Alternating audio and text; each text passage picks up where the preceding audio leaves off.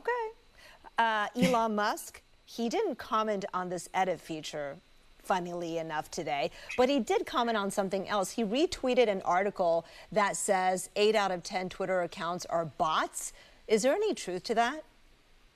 This has really been a point of contention between Elon Musk and Twitter. He says that there are a lot more bots on Twitter than they say. They say it's less than 5% of accounts are bots.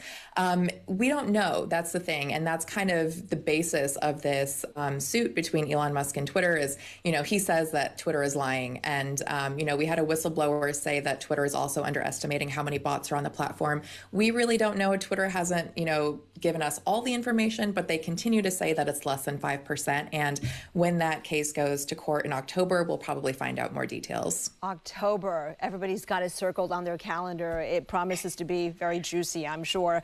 Has Twitter made meaningful change, though, to crack down on bots or misinformation? It's something that a lot of platforms struggle with, and it's something that doesn't look good for companies. And it's something that you don't want users to feel like bots are an issue. You don't want to feel like you're under threat of being, spoofed when you go on these platforms. It's an ongoing battle. I think there's still a long road ahead. But a lot of companies try really hard to crack down on these things and try to encourage users to report whenever they do spot something that seems suspicious. But it is a long road ahead. Okay. I want to go back to that Twitter, if we still have it, tweet this morning announcing, hey, don't worry, we're going to put up the edit button. If you see something edited, it's just, we're testing it. Walk us through again, because you said right now it's just employees that are kind of in this beta phase. Subscribers next. Who are the subscribers and how much are they paying and when are they going to get it?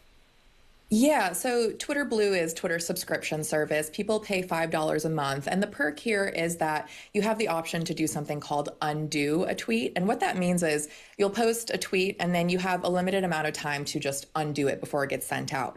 And so that's like the closest Twitter's ever come to having an edit button. And then the other perk they have is that they get to read articles without ads. And the last perk is that they get to test features like this before they roll out to the masses. So Twitter Blue subscribers, and those are the people who pay the $5 a month, will test it in the coming weeks. And that will allow Twitter to get feedback and then fix any issues. So if people do feel like, hey, this person is, editing their tweets and messing everything up and things are getting lost in translation, then Twitter can address that before it rolls out to the masses. And we're not exactly sure when it will roll out to the masses yet. All right, we'll just have to see how well it goes in this test phase, right? With regard to the undo, that's sort of similar to the Gmail unsend feature, right? But you only get something like 3 seconds, 5 seconds, so it's not a lot of time for regret. It's not a lot of time, but oh my gosh, I love it on Gmail because, I use Outlook for work and I miss having the unsend feature because I got so used to it on Gmail. So even if it is just a certain amount of time, it can be a huge help for people because sometimes you notice things right after you hit, send or, publish or whatever. So even though the undo feature on Twitter is very short, it still gives a little bit of something to people. But I think the edit feature, the edit button will really be what people are hoping for. Okay, we only have about 20 seconds left, but I want to ask you, how is Twitter's financial situation right now? Are they making money? Have they ever made money? Yeah, it's tricky. I think they took a hit with the Elon Musk drama, but I think they're hoping that, things will change. And there's a lot of restructuring going on at a lot of companies, including Twitter, to kind of hopefully turn that around. All right, and we'll see if this edit button helps. Abrar Al-Hidi from CNET, thank you so much for joining us. Thank you for having me. Coming up next, California teens won't get to choose whether they want to get vaccinated, at least not right now. State Senator Scott Wiener will join us to explain why he pulled the bill and what happens next.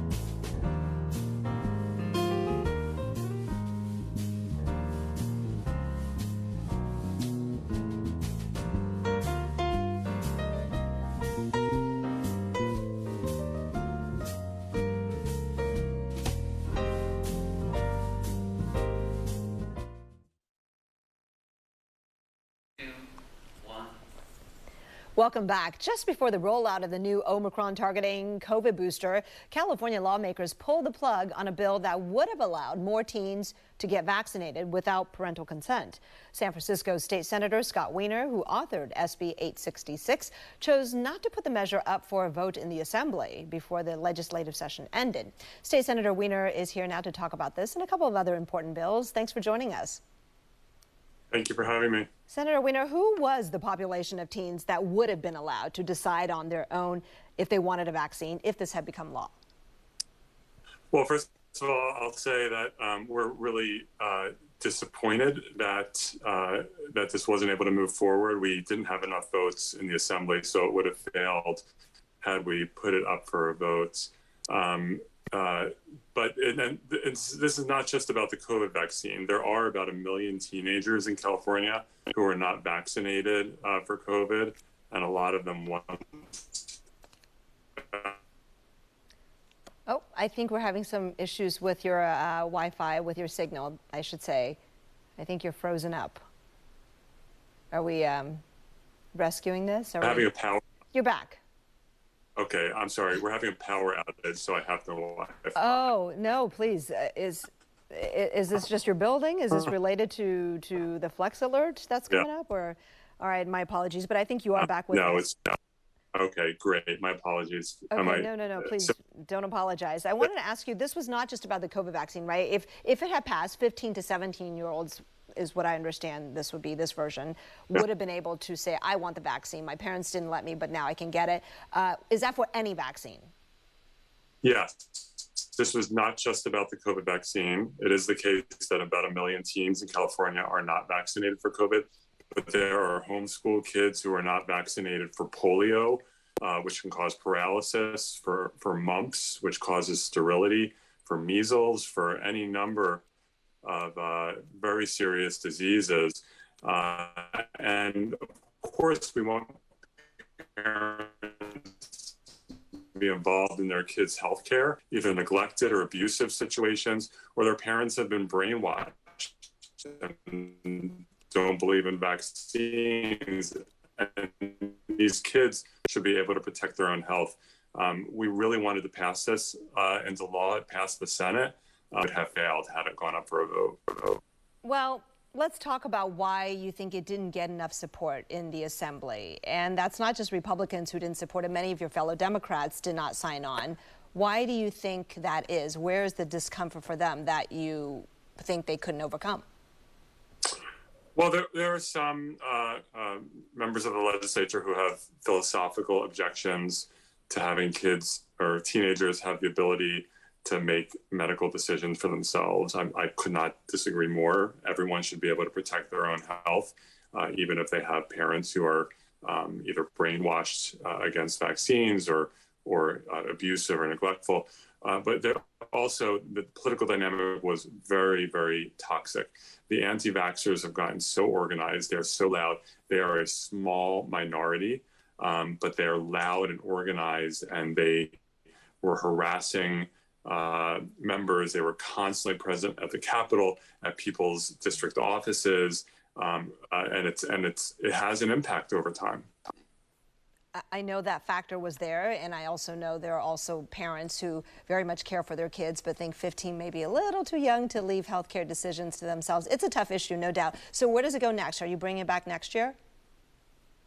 Yeah, and just to be clear, we want kids to be talking to their parents about healthcare. This is not about cutting the parents out, but not every kid has the kind of family, tragically, where they can talk to their parents or their parents are involved.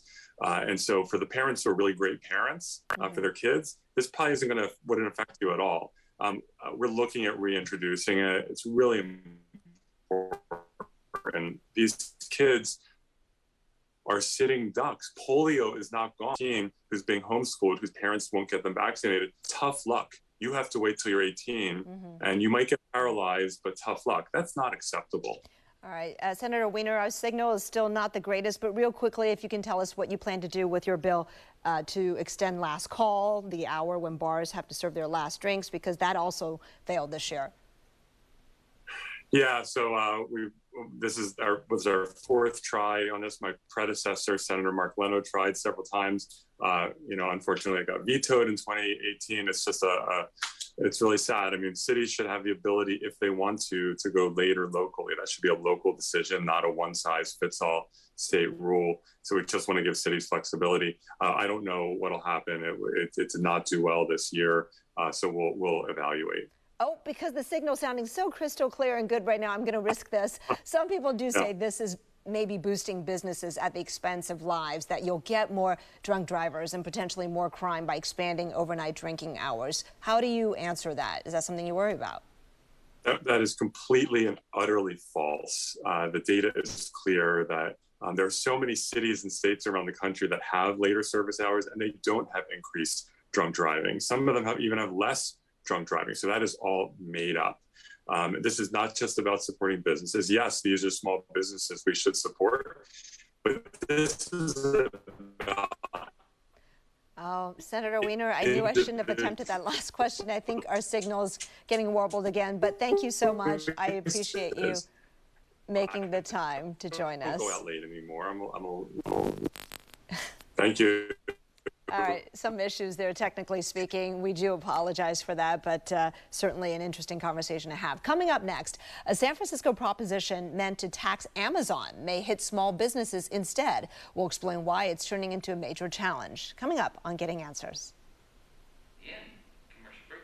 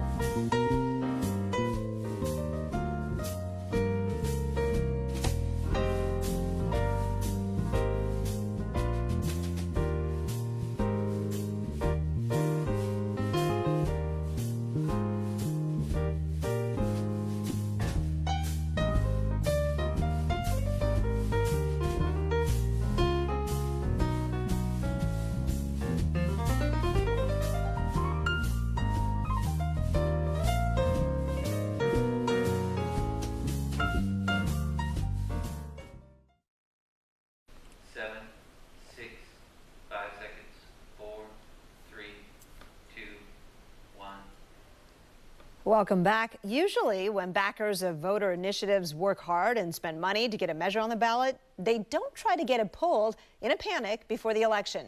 But that's just what's happening now with Measure K, designed to tax Amazon, but may end up hurting local businesses instead. Our media partners at the San Francisco Standard were the first to publish an article about this stunning discovery. Joining us live now to talk about it is senior reporter for the Standard, Josh Kane. Hey, Josh. Hey, Kristen, how are you? I'm good, but what is going on here? What was Measure K supposed to help achieve? Yeah, so Measure K was created to tax Amazon specifically, according to the person who put this whole ballot measure together. It's a man named John Elberlein, who's the head of TOGCO, an affordable housing group here in the city. And the goal was to create revenue that could then go towards a guaranteed income program for some of the city's most vulnerable residents. Got it. How much money were they hoping this would raise? Well, they learned after putting the whole thing together that they were supposedly going to be raising around $60 million a year to fund this guaranteed income program for single mothers and people who are experiencing unemployment and a range of other people who are just really struggling. Okay, so that was the intention, but you're reporting that instead of getting something meaningful from what a lot of people think of as big bad Amazon or huge e-tailers, it would actually hit many local businesses. How come? Like, where did they go wrong? Yeah, well, this is kind of a truly San Francisco news story in the sense that starts out with the best of intentions, ends up blowing up in the people's face and actually creating more problems than the one they're trying to actually solve. Because of the way it was written, the organizers of propK ended up not really understanding how Amazon makes its money, and so it actually wouldn't even affect Amazon from what most people are saying. It would actually affect hundreds of small businesses right here in San Francisco. And so it would not actually tax the big corporate giant they were going after. It would hurt hundreds of small businesses, and it would actually cut around $10 million a year from the city's general fund. So in all respects, this is a colossal screw up. All right, because you were trying to explain to me, because this is pretty complicated, that they thought, hey, Amazon made its money in sales, so we'll tax the sales. But really, that wasn't the key driver, right? For Amazon anyway. Yeah, the key driver is that they thought that Amazon makes almost all of its money from the goods that many of us buy when we go to Amazon.com. But Amazon actually does a lot of web services, cloud computing, and really helping a lot of the big tech companies here in the city do their work online. And so it's not necessarily like a truly kept secret. There is confidential information that these propK backers didn't have access to, but even still, I think their eyes got a little bit too big when they saw the pot of money and they didn't do their due diligence. Got it. Whereas the way it was written, it would have taxed a lot of the local businesses that actually do get their revenue from sales. So how did this all get discovered? Well, so what's interesting about the situation is the city controller puts together an analysis on the proposition to figure out what kind of revenue would come in and some costs that would be associated. And so they actually let the organizers of propK know that it was going to actually have some very negative consequences. However, propK backers didn't actually tell the local Democratic Party about this before the Democratic Party endorsed propK. And right now, the Democratic Party here in San Francisco is still endorsing propK while they go to court tomorrow to figure out if a judge will strip it from the ballot because so many people, and we're talking about thousands of people who signed a petition to put it on the ballot, were misled. Oh, okay. So will a decision be made tomorrow on whether to strike it from the ballot? We're expecting a judge will make a decision tomorrow because actually next week the ballot gets finalized. So the judge could say, you know what, we're going to leave it as is. This is your screw up. Or they could actually say, you know what, this was not really done in good faith. Or at least people were misled, and that's not really the way that we want to conduct our elections. So there's a lot that's going to happen tomorrow, and we'll find out then. Okay, best case scenario, the judge throws it out, right? No more Measure K. But how much money did the organizers put into this? Yeah, so best case scenario would probably be that it doesn't go on the ballot. However, the people who organized this, TODCO, this affordable housing group, they spent almost $500,000 putting this together. And one thing that I spoke to affordable housing groups across the city about how they felt about TODCO's role in this ballot measure, and people called it gross, unethical. They said basically TODCO could have used this $500,000 to help low-income residents who live in their buildings, and instead they're using it on political games that actually have backfired. Wow. All right, how much time do we have left, you guys? 30 seconds. Josh, quick, you're on a timer. What's the moral of the story? The moral of the story is do your due diligence, do your homework. If you're going to actually create a tax measure that raises millions of dollars, make sure you know what you're doing and not harming businesses, bars, restaurants, nail salons, service industry, people who are hit hardest by the pandemic. They're workers who have been really hit hard and losing wages.